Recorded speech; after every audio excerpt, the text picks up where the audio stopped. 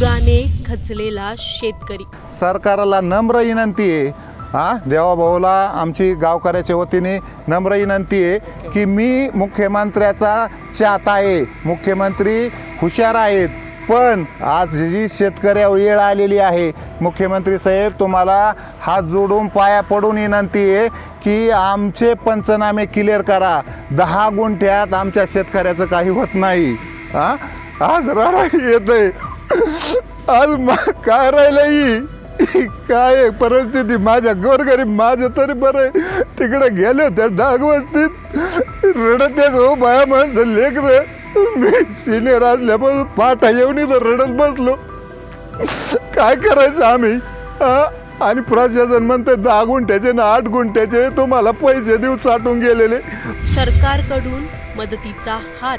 शेतकऱ्याचं आपल्या पिकावर पोटच्या पोराप्रमाणे प्रेम असतं आणि अशा परिस्थितीत पीक करपून गेलं, त्या ठिकाणी पाणी साचलं, अशी जी काही अवस्था पाहायला मिळाली, झोपलेलं पीक पाहायला मिळालं, चिखल पाहायला मिळाला आणि अनेक ठिकाणी तर जमीनच खरडून गेली। शेतकऱ्यांच्या मागण्या सरकारकडून मान्य, त्या सगळ्या गोष्टी आणि क्रॉप कॉम्पेन्सेशनचे पैसे हे आपण त्या ठिकाणी देण्याचा प्रयत्न करणार आहोत। आणि आपण जर विचार केला तर निव्वळ क्रॉप कॉम्पेन्सेशन करता आपण याच्यामध्ये जे पैसे देतो ते देखील जवळपास 18,000 कोटी रुपयांपेक्षा जास्त आहेत।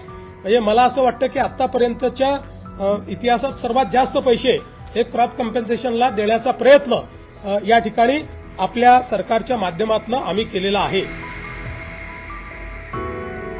शेतकरी आणि शेतकऱ्यांचं झालेलं नुकसान आपण अंदाज देखील लावू शकणार नाही की शेतकऱ्यांपुढे आता कोणते आणि किती प्रश्न उभे असतील।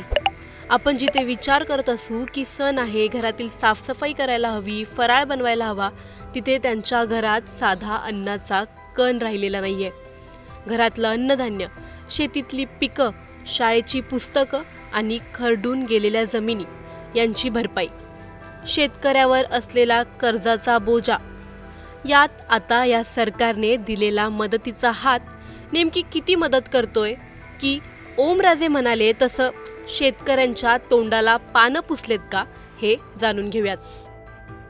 सरकारने शेतकऱ्यांसाठी जाहीर केलेलं टोटल पॅकेज 31,628 कोटींचं आहे।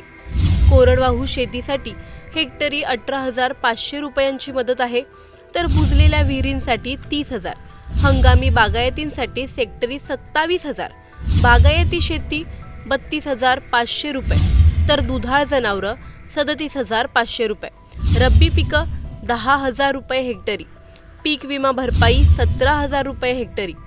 मुख्यमंत्री या पॅकेजबद्दल नेमकं काय म्हणालेत तुम्हीच पहा। तर जो कोरडवाहूचा आमचा शेतकरी आहे यांना हेक्टरी 18,500 रुपये मिळतील। जो आमचा हंगामी बागायती शेतकरी आहे त्याला 27,000 रुपये हेक्टरी मिळतील आणि जो आमचा बागायती शेतकरी आहे त्याला 32,500 रुपये हे हेक्टरी देण्याचा निर्णय केला। याच्या व्यतिरिक्त जवळपास 45 लाख आपले शेतकरी जे आहेत यांचा विमा आपण उतरवलेला आहे। विमा उतरवलेल्या शेतकऱ्यांना याच्या व्यतिरिक्त आता त्याचं कॅल्क्युलेशन चाललेलं आहे, पण याच्या व्यतिरिक्त अगदी कन्झर्वेटिव्ह साईडला जरी आपण पकडलं तरी ज्यांचं पूर्ण नुकसान झालेलं आहे अशा शेतकऱ्यांना साधारणपणे 17,000 रुपये हेक्टरी विम्याचे पैसे मिळतील। त्यामुळे आपण जर बघितलं तर ज्यांनी विमा उतरवलेला आहे अशा शेतकऱ्यांना साधारणपणे त्यातले जे कोरडवाहूचे शेतकरी आहेत त्यांनाही 35,000 मिळतील आणि जे बागायती आहेत त्यांना तर 50,000 प्रति हेक्टरच्या वर एकंदरीत पैसे जे आहेत ते या ठिकाणी प्राप्त होणार आहेत। आणि साधारणपणे आपण जर एकूण राज्य सरकारने या ठिकाणी जो काही आता याच्यावर नियतव्यय दिलेला आहे त्याचा एकत्रित अंदाज बांधला, आम्ही याच्यामध्ये साधारणपणे इन्शुरन्सचे पैसे जे आहेत ते 5,000 कोटीच पकडले आहेत, पण आमचा अंदाज आहे 7,500 ते 10,000 कोटी रुपये आम्हाला त्यातनं मिळतील। पण कन्झर्वेटिव्ह अंदाज आम्ही पकडलाय, कारण त्या संदर्भात अजून क्लेम जाणे आणि ती सगळी प्रोसेस होणे आहे। पण हा जरी आपण पकडला कन्झर्वेटिव्ह अंदाज तरी एकूण राज्य सरकारच्या वतीनं 31,628 कोटी रुपयांचं पॅकेज हे आपण या ठिकाणी देतो आहोत।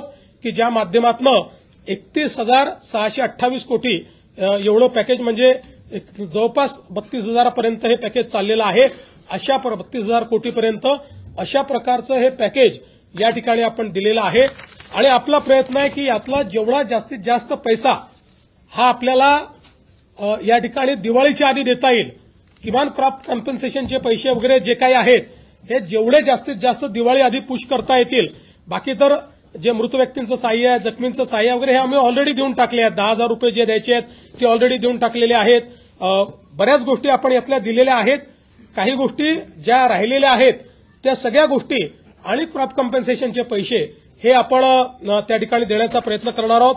आणि आपण जर विचार केला तर निव्वळ क्रॉप कॉम्पेन्सेशन करता आपण याच्यामध्ये जे पैसे देतो ते देखील जवळपास 18,000 कोटी रुपयांपेक्षा जास्त आहेत.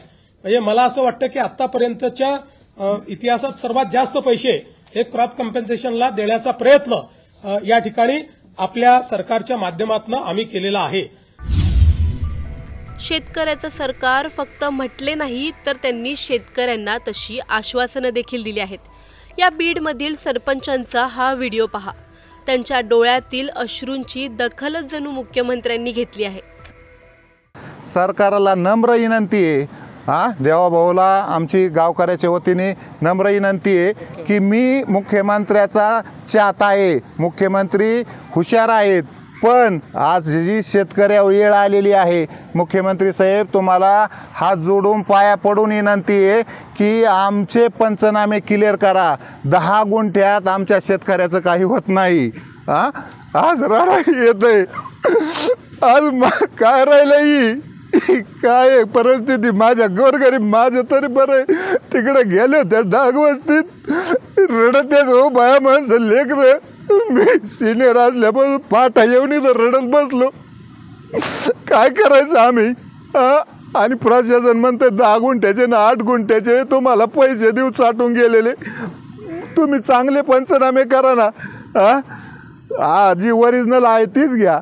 ही काय परिस्थिती आहे सर, याच्यात काय पिकायचं शेतकऱ्यांनी सांगा ना तुम्ही.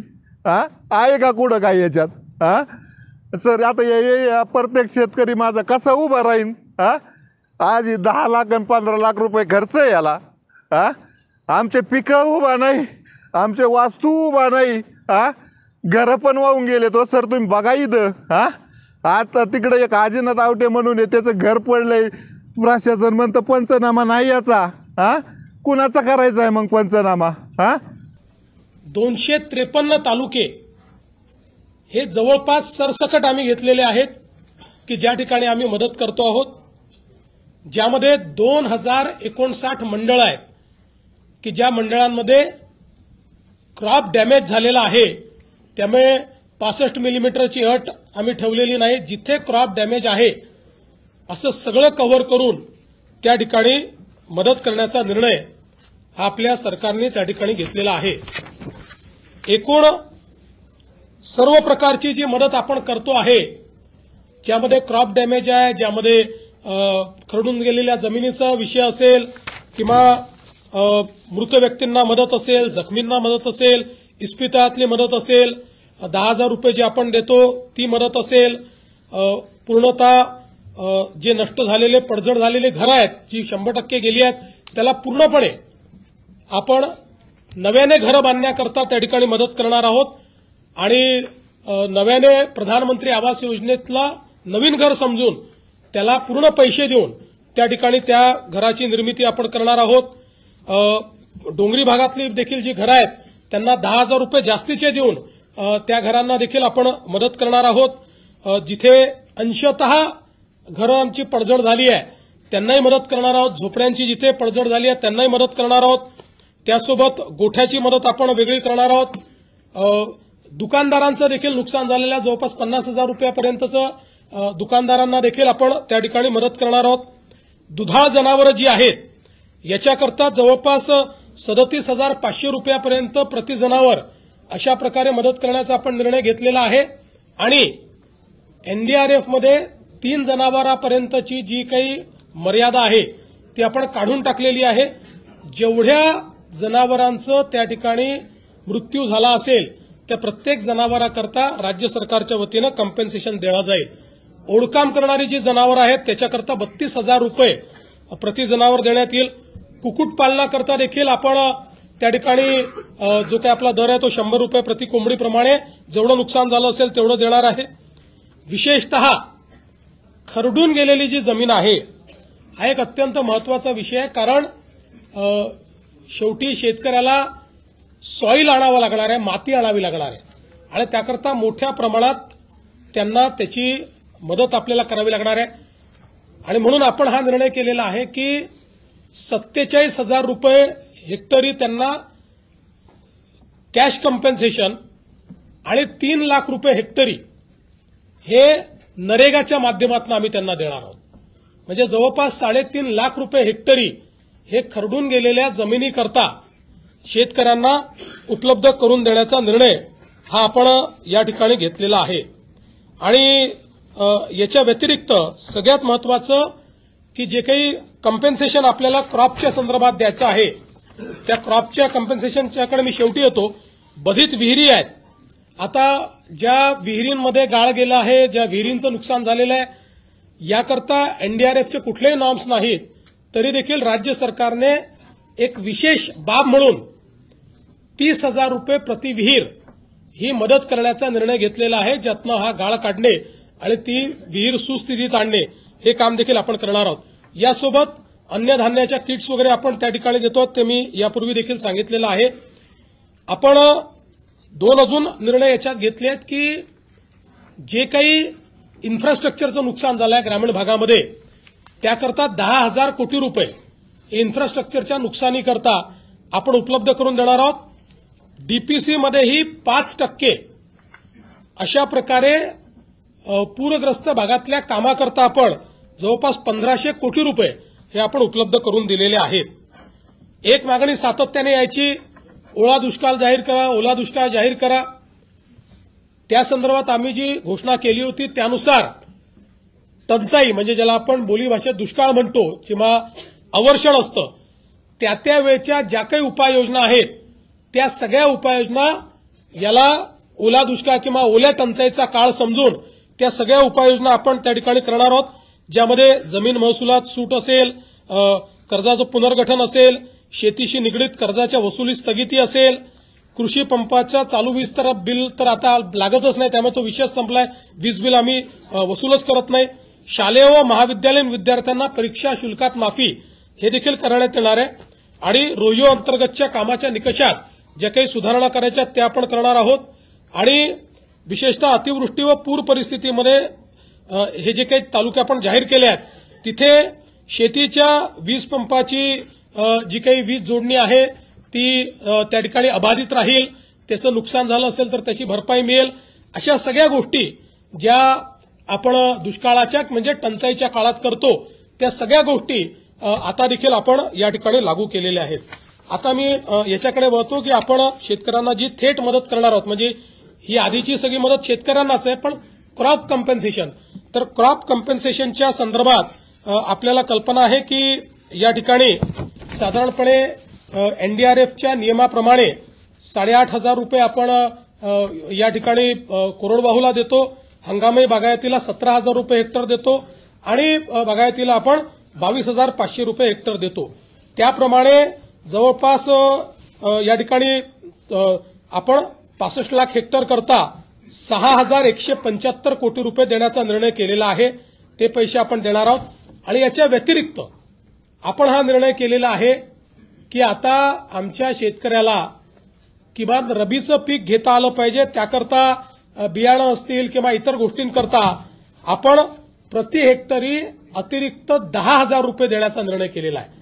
त्यामुळे याकरता देखील 6,500 कोटी रुपये आपल्याला लागणार आहेत. म्हणजे आता जर आपण विचार केला तर जो कोरडवाहूचा आमचा शेतकरी आहे यांना हेक्टरी 18,500 रुपये मिळतील. जो आमचा हंगामी बागायती शेतकरी आहे त्याला 27,000 रुपये हेक्टरी मिळतील. आणि जो आमचा बागायती शेतकरी आहे त्याला 32,500 रुपये हे हेक्टरी देण्याचा निर्णय केला. याच्या व्यतिरिक्त जवळपास 45 लाख आपले शेतकरी जे आहेत यांचा विमा आपण उतरवलेला आहे. विमा उतरवलेल्या शेतकऱ्यांना याच्या व्यतिरिक्त आता त्याचं कॅल्क्युलेशन चाललेलं आहे, पण याच्या व्यतिरिक्त अगदी कन्झर्वेटिव्ह साईडला जरी आपण पकडलं तरी ज्यांचं पूर्ण नुकसान झालेलं आहे अशा शेतकऱ्यांना साधारणपणे 17,000 रुपये हेक्टरी विम्याचे पैसे मिळतील. त्यामुळे आपण जर बघितलं तर ज्यांनी विमा उतरवलेला आहे अशा शेतकऱ्यांना साधारणपणे त्यातले जे कोरडवाहूचे शेतकरी आहेत त्यांनाही 35,000पर्यंत मिळतील आणि जे बागायती आहेत त्यांना तर 50,000 प्रति हेक्टरच्या वर एकंदरीत पैसे जे आहेत ते या ठिकाणी प्राप्त होणार आहेत.